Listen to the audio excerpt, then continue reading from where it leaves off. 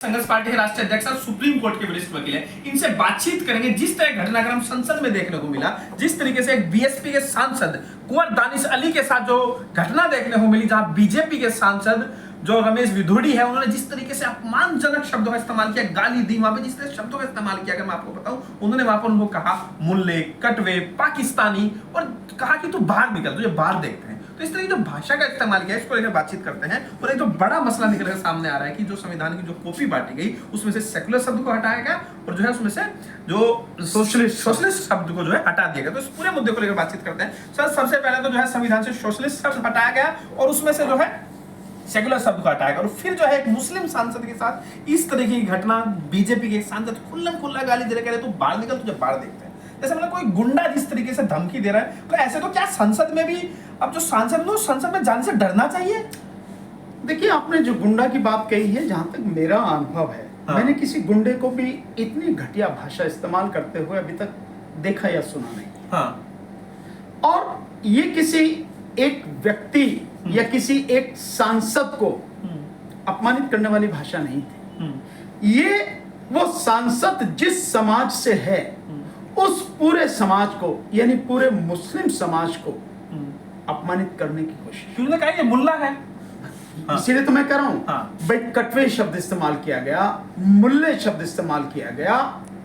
ये जो शब्द हैं, ये पूरे समाज को अपमानित करने वाले शब्द हैं और इन शब्दों से आपकी मानसिकता नजर आती है। केवल उस व्यक्ति विशेष की या उस सांसद विशेष की मानसिकता ही नजर नहीं आती, इससे उस पार्टी की मानसिकता भी नजर आती है जिस पार्टी से वो सांसद है।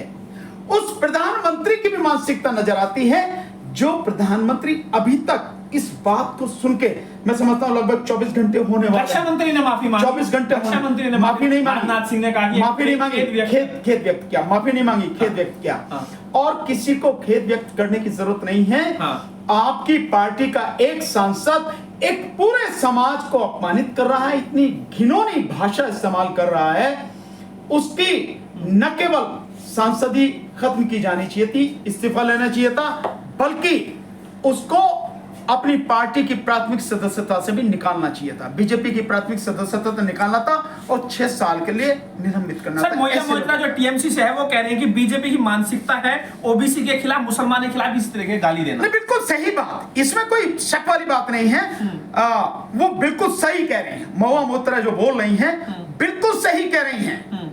और ये इस बात से सिद्ध होती है, प्रधानमंत्री ने क्या एक्शन लिया, पार्टी ने क्या एक्शन लिया। जब ये सारी दुनिया के सामने ये शब्द हैं, जो शब्द बोले गए हैं, उसके बावजूद भी अभी तक उस व्यक्ति को पार्टी से नहीं निकाला गया, उसकी प्राथमिक सदस्यता रद्द नहीं की गई, उसको उसका इस्तीफा लेके सांसद ही उसके खत्म नहीं की गई। क्या दर्शाता है? ये यही दिखाता है कि बीजेपी ने और विशेषकर प्रधानमंत्री मोदी ने ऐसे लोगों को इकट्ठा कर रखा है और ऐसे लोगों के माध्यम से समाज विशेष का। सर, एक सवाल ये खड़ा हो रहा है कि अगर एक सांसद, एक मुस्लिम समुदाय से आने वाला सांसद संसद के अंदर सुरक्षित नहीं, वो कह रहे कि मैं अपनी सांसदी छोड़ने के बारे में विचार कर रहा हूं क्योंकि जिस तरीके से अपमानित किया गया कि वहां जाने की हिम्मत नहीं हो रही है दोबारा से, तो आपको क्या लग रहा है एक आम मुसलमान जो रेहड़ी पटरी पर है, जो अपना काम कर रहा है, जो दुकान चला रहा है, और जिसे बीजेपी वाले कह रहे हैं, जो लोग कहते हैं पंचर लगाता है, उनकी क्या हालत होगी अगर एक सांसद संसद के अंदर सुरक्षित नहीं है? इस तरह भाषा का इस्तेमाल उसके साथ हो रहा है। प्रधानमंत्री यही तो चाहते हैं। प्रधानमंत्री ने पूरे 9.5 साल में यही तो डर एक समाज विशेष के विषय में बैठाया है। चाहे वो मुस्लिम समाज के लोग हों, चाहे वो ओबीसी समाज के लोग हों, और चाहे SC ST के लोग हों, इन समाजों के बीच में ये डर ही तो फैलाया है। और क्या क्या उन्होंने, और इस डर के आधार पर ही वो राजनीति करना चाहते हैं, हिंदू मुस्लिम की राजनीति करना चाहते हैं। और ये बड़ा गंभीर विषय है कि वो ये जो भाषा इस्तेमाल, गालियों के साथ साथ ये जो शब्द इस्तेमाल किए, ये जो कहा गया कि इसे तो मैं बाहर निकल मैं देखूंगा।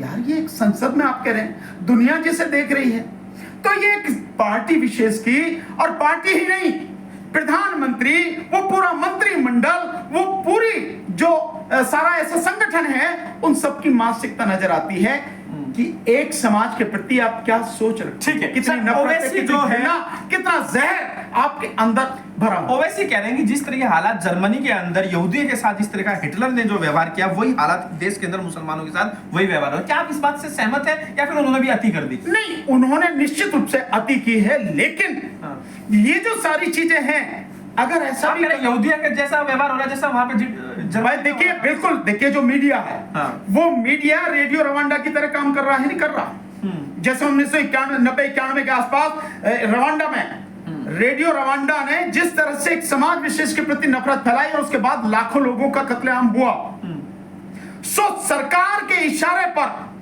प्रधानमंत्री के इशारे पर, उनकी शय पर, उनके संरक्षण में मीडिया वही काम कर रहा है। तो ऐसे भी हालात कभी भी किसी समय हो जाएं, कौन इस बात से इनकार कर सकता है? कुछ भी हो सकता है। 2002 में यही जब मुख्यमंत्री थे, प्रधानमंत्री, तब किस तरह से 2500 लोगों का कत्लेआम हुआ गुजरात में, ये सब उसके लिए जिम्मेदार हैं। बेशक सुप्रीम कोर्ट में कुछ भी हो गया सही, लेकिन इतिहास इस बात को भूलेगा थोड़ी। जिम्मेदार कौन है? ये है। गोधरा में जो हुआ, जिम्मेदार कौन है? ये है। और उसके बाद जो कुछ भी हुआ है, कौन नहीं जानता। और इस समय जो मणिपुर में हो रहा है, जो इस समय मणिपुर में हो रहा है, मैं इस बात को बार बार कह रहा हूं, फिर आपके चैनल पे कहता हूं, अगर 2024 में प्रधानमंत्री मोदी जीत कर आगे सरकार बना ली, तो जो आज मणिपुर में आप देख रहे हैं, ये पूरे देश में हो जाए, इससे इनकार नहीं किया जा सकता। पूरे देश में ऐसा हो सकता है। अब सवाल सर ये है, क्योंकि जो संसदीय कार्रवाई होती है, लोग बाग अपने बच्चों को भी बोलते हैं कि भाई मूवी मत देखो, ये मत देखो, थोड़ा संसदीय कार्रवाई देखो, संसद में क्या चल रहा है, हर कोई बोलता है इस तरीके से। तो क्या अब संसदीय कार्रवाई देखने से पहले भी उसमें डिस्क्लेमर लगाना पड़ेगा कि भाई ये बच्चों के लिए नहीं है? उसमें जिस तरह से गाली दी जा रही है, अगर आपने कभी इस तरह का देखा, इस तरह का व्यवहार कभी? अगर ये स्थिति आ गई, तो ये तो और भी भयानक स्थिति होगी। लेकिन दिक्कत ये हो रही है, केवल जो आपकी बात कर रहे हैं, इसमें दो बड़े गंभीर पहलू हैं। नंबर एक, अभी तक लोकसभा अध्यक्ष ने संबंधित जो सांसद है उसके चेतावनी दी है। चेतावनी नहीं चाहिए, कार्रवाई चाहिए। ये चेतावनी का मसला नहीं है। जिस मानसिकता से, जिस तरह से वो कहा गया है, उन शब्दों को, वो भावना देखिए, वो नियत देखिए, वो घृणा देखिए एक समाज के प्रति, ये काबिल बर्दाश्त नहीं है किसी भी हालत में। सो चेतावनी नहीं, कार्रवाई होनी चाहिए, नंबर एक। नंबर दो, दुख की बात यह भी है कि किसी भी सांसद ने जो वहां पर बैठे हैं, वहां पर आप देखेंगे कि बराबर में हर्षवर्धन बैठे हैं, सीधे हाथ पे हर्षवर्धन बैठे हैं, रविशंकर प्रसाद बैठे हैं, वो तो लॉ मिनिस्टर हैं, वो तो बड़े ज्ञानी ध्यानी बनते हैं, बड़े सभ्यता वाले पुजारी बनते हैं। वो उनके रहते हुए किसी ने नहीं टोका कि आप जो बोल रहे हैं गलत बोल रहे हैं, आप कैसा नहीं बोल रहे हैं, वो तो हंस रहे हैं। और भी किसी सांसद ने नहीं बोला। और इससे भी ज्यादा गंभीर बात यह है कि जिस समय ये बात हो रही थी, वो सांसद ये बातें कह रहे थे, उस समय लोकसभा अध्यक्ष के जगह, लोकसभा अध्यक्ष के कुर्सी पर कांग्रेस के केरल से 7 साल के एक सांसद रहे, मुझे नाम उनका ध्यान नहीं आ रहा, वो उस समय अध्यक्ष की भूमिका निभा रहे थे, कुर्सी पर बैठे थे। उन्होंने भी कुछ नहीं कहा, एक बार भी उन्होंने नहीं कहा, उस सांसद को ना रोका, ना टोका, ना किसी तरह की कोई चेतावनी, कुछ भी नहीं किया। न्यू नॉर्मल हो गया है। मतलब इससे यही लगता है कि खूब गाली दो, खूब लठ बजाओ, कोई जो मन में आए वो कुछ करो, कुछ नहीं होने वाला, कुछ नहीं करने वाला। शय कहां से मिलती है इन सबको? शय स्वाभाविक है कि देश के प्रधानमंत्री से शय मिलती है। ठीक है, अगर प्रधानमंत्री वाकई में इन सारी चीजों को रोकना चाहते तो कार्रवाई प्रधानमंत्री की तरफ से होनी चाहिए। ठीक है, अब सर सवाल ये है, क्योंकि जिस तरीके से मुसलमानों को आइसोलेट करने की कोशिश हो रही है, जिस तरह अलग थलग करने की कोशिश हो रही है, गाली दी जा रही है, भारी संसद में गाली दी जा रही है, क्या आपको नहीं लग रहा, एक तरफ हिंदू राष्ट्र की मांग होती है, कुछ लोग जो है खालिस्तानी की मांग उठाते हैं, आपने देखा कनाडा में किस तरीके से हमारे जो है उनके साथ संबंध खराब हुए, क्या आपको लग रहा है वहां पे जो है हिंदुओं का आदर, भाई आप यहाँ से निकल जाओ, अगर यहाँ पर देश के अंदर मुसलमानों के साथ, अल्पसंख्यकों के साथ इस तरह व्यवहार होगा तो दुनिया में क्या छवि जाएगी और दुनिया में हमारे देश के जो लोग हैं उनके साथ क्या व्यवहार होगा? इसको लेकर आपकी क्या टिप्पणी है? खालिस्तान का मुद्दा तो सरकार द्वारा जबरदस्ती उठाया जा रहा है। जो सरकार के सामने असली मुद्दे हैं, इस देश के लोगों की शिक्षा का, इस देश के लोगों की बेरोजगारी का, जिसने पूरी तरह से देश को तबाही के कगार पर लाकर खड़ा कर दिया, महंगाई का, आर्थिक स्थिति जितनी बदतर हो गई है, उस सब का जो मुद्दा है, जो किसानों के मुद्दे हैं, जो मजदूरों के मुद्दे हैं, जो महिलाओं के मुद्दे हैं, उन सब मुद्दों से ध्यान डाइवर्ट करने के लिए जो अडानी का मसला है, उन सब से ध्यान डाइवर्ट करने के लिए ये खालिस्तान का मुद्दा तो सरकार नहीं द्वारा सर, मेरा उठाया सवाल जा रहा ये है। मैं आपके सवाल पर आ रहा हूं। आपका सवाल ये है हाँ। कि इससे दुनिया में संदेश क्या जाएगा कि मुसलमानों के प्रति इस तरह की अल्पसंख्यकों के साथ अल्पसंख्यकों के साथ में ये हाँ। देखिए, दुनिया सब जान रही है, समझ रही है कि किस तरह से अल्पसंख्यकों और विशेषकर अल्पसंख्यकों में भी मुस्लिम और ईसाइयों के प्रति मोदी सरकार की घृणा दिन प्रतिदिन बढ़ती चली जा रही है और सबके सामने आ रही है, और किस तरह से दलितों को, आदिवासियों को तबाह किया जा रहा है। ये सबके सामने, पूरी दुनिया इस बात को जानती है, समझ रही है। लेकिन मोदी जी को, मोदी सरकार को इससे कोई फर्क नहीं पड़ता, क्योंकि उनकी राजनीति ही है, उनकी नीति ही ये है कि हिंदू मुस्लिम करो और सत्ता में वापस आओ, हिंदू राष्ट्र की बात करो। जबकि हिंदू राष्ट्र का ये केवल सपना देख रहे हैं, हिंदू राष्ट्र कभी नहीं बनेगा। इस देश में हिंदू राष्ट्र बन ही नहीं सकता है, किसी भी कीमत पर नहीं बनेगा। सर, सवाल जहां से शुरुआत की थी, सेकुलर शब्द हटाना और समाजवाद शब्द हटाना, क्या ये एक शुरुआत है? वो उनकी सफाई ये भी आएगी, ये जब देश का संविधान बना था आजादी के बाद, वो कॉपी बांटी गई है। जिस कॉपी की बात कर रहे हैं बांटी गई है, तो अगर देश का संविधान बना था तो फिर ओरिजिनल रूप में वो होना चाहिए था, सभी कुछ ओरिजिनल होना चाहिए था। लेकिन जिस तरह की सूचना आ रही है, जिस तरह की सूचनाएं मिल रही हैं, और मैं सूचना का स्रोत आपको बता देता हूं, सत्यहिंदी.com पर लगभग 1 घंटे की पूरी डिबेट, उसमें 3 वरिष्ठ वकील भी बैठे हैं और पत्रकार हैं, 3-4 पत्रकार, बड़े वरिष्ठ पत्रकार हैं। उन सबके माध्यम से जो सारी चीजें आई हैं वो बहुत स्पष्ट है कि जो पुरानी प्रति की बात कर रहे हैं उसमें पुराना नहीं है, केवल जो ये प्रस्तावना है उसी में से वो 2 शब्द हटाए गए, केवल प्रस्तावना। समाजवादी और साजिश लग रही है। पंथनिरपेक्ष, ये सेकुलरिज्म और सोशलिस्ट शब्द है। साजिश निश्चित रूप से जब से संविधान बना था, लागू हुआ था, उसी समय तक बीजेपी इस संविधान को बदलने की फिराक में थी। ये कोशिश उन्होंने अटल बिहारी वाजपेयी के समय में की, एक कमीशन बना के, लेकिन उस कमीशन ने बिल्कुल साफ कर दिया, इसमें कुछ भी संशोधन नहीं किया जा सकता, इसमें कुछ भी इसकी समीक्षा करने की जरूरत नहीं, इसे लागू करने, ठीक है, साफ कर दे। अभी सवाल का जवाब पूरा नहीं हुआ। हाँ। और जो अभी ये बात कर रहे हैं इसकी, ये मानसिकता इनकी पुरानी है, आज की नहीं है। लेकिन अगर आप देखेंगे ध्यान से तो सेकुलरिज्म और सोशलिस्ट शब्द अगर आप हटा भी दो तो संविधान के चरित्र में कोई फर्क नहीं पड़ता। लेकिन सुप्रीम कोर्ट ने बहुत स्पष्ट कहा है, एसआर बोमई साहब का जजमेंट रहा है, एसआर बोमई साहब के जजमेंट में कहा है सुप्रीम कोर्ट ने कि जो संविधान की प्रस्तावना है वो संविधान का मूल ढांचा है, मूल ढांचा, आत्मा, मूल ढांचा, उसके आत्मा, और इससे छेड़छाड़ नहीं की जा सकती। और जिस समय ये बात कही गई उस समय ये सोशलिस्ट और सेकुलरिज्म, ये दोनों शब्द उसमें शामिल थे, आप नहीं उसको हटा सकते। आपने हटाया तो आपकी नीयत साफ नजर है। दूसरी बात यह है, किसने आदेश दिया है? क्या लोकसभा सचिव ने दिया है इस बात का आदेश, या जो संसदीय कार्य मंत्री उन्होंने दिया है, या लोकसभा अध्यक्ष ने दिया है, या खुद प्रधानमंत्री ने इस बात का आदेश दिया?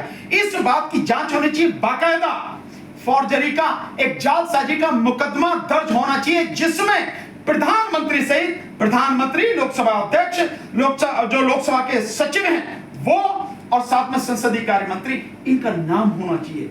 बताएं, इन्वेस्टिगेशन होनी चाहिए कि किसके आदेश से इन शब्दों को हटाया। ठीक है। अब सर मेरा एक लास्ट सवाल है, क्या आपको लग रहा है जिस तरीके से जो खालिस्तान का जो मसला है उसमें जिस तरह हर कोई कहता है कि खालिस्तान का कोई समर्थन नहीं करता है, लेकिन अगर खालिस्तान का समर्थन नहीं करता है, खालिस्तान गलत है, हर कोई जो है भारत को एक राष्ट्र मानता है, भारत को देश मानता है, तो फिर हिंदू राष्ट्र भी तो उतना ही देशद्रोह है, हिंदू राष्ट्र की मांग करना जितना खालिस्तान है। मैं आपसे पूरी तरह, यहाँ पर कहाँ नकस क्यों आते हैं? मैं आपसे पूरी तरह सहमत हूँ। हाँ। तो जो लोग हिंदू राष्ट्र की बात करते हैं और खालिस्तान का विरोध करते हैं, वो अपने अंतर्मन में झांक के देखें, इस सवाल का जवाब दें, लोगों को जवाब दें कि अगर खालिस्तान देशद्रोह है तो हिंदू राष्ट्र देशभक्ति कैसे है? क्या वो देशद्रोह नहीं? उनको ये समझ में क्यों नहीं आया भारत राष्ट्र है, इसमें हिंदू राष्ट्र खालिस्तान कौन लेकर आ रहे हैं? यही क्यों नहीं समझ में आ रहा है? यही चीज समझने की है जिसे वो नहीं समझना चाहते, और इस देश को उन्हीं हजारों साल पुरानी परंपरा में ले जाना चाहते हैं। इस देश के 120 करोड़ लोग जो हैं, जो दबे कुचले हैं, SC, ST, OBC और माइनॉरिटी के जो दबे कुचले, जिनको पसमानदा समाज के लोग कहा जाता है, पसमानदा मुस्लिम कहा जाता है, मोदी जी बड़े उनके वो कर रहे हैं, सो उनको गुलाम बनाने की एक घिनौनी साजिश है, जिसके तहत हिंदू राष्ट्र की बात करते हैं और मनुस्मृति को संविधान के रूप में लागू करने की ठीक है। अब सर एक बात, छोटी सी बात ये बता दीजिए, आपको क्या लग रहा है? लोग कहते हैं कि भाई जो लोग दबे कुचले हैं, जिनकी आवाज नहीं उठ रही, वो अपने प्रतिनिधित्व को जो है संसद में भेजते हैं अपनी आवाज उठाने के लिए। अब उन्हीं के साथ वहां बदतमीजी हो रही है। दानिश अली के आप ले लीजिए, वो कह रहे हैं कि भाई हम यहाँ को अपमानित महसूस कर रहे हैं। तो आपको क्या लग रहा है, लोग क्या करें, जनता क्या करे? ऐसी जनता को सड़क मुस्लिम पर, क्या करे जिनके साथ? मुस्लिम को भी, हाँ, मुस्लिम कब तक घरों में बैठा रहेगा? कब तक अपमान झेलता रहेगा, सहता रहेगा? कब तक अपनी मस्जिदों को, अपनी दरगाहों को, अपने घरों को, अपनी दुकानों को टूटते हुए, उन पे बुलडोजर चलते हुए देखता रहेगा? कब तक? कब तक अपने बच्चों को एनकाउंटर में मारे जाते हुए, उनके खिलाफ झूठी एफआईआर होते हुए कब तक देखता रहेगा? तो मुस्लिम हो, हिंदू हो, दलित हो, पिछड़े हो, कोई भी हो, सबको सड़क पर आकर सरकार के खिलाफ बाकायदा जन आंदोलन करना चाहिए। ऐसी सरकार को एक पल भी बर्दाश्त नहीं करना चाहिए। केवल यही एक रास्ता है, नहीं तो इस देश में कुछ बचेगा नहीं। ठीक है। तो इतने मेरे साथ भानु प्रताप जी तमाम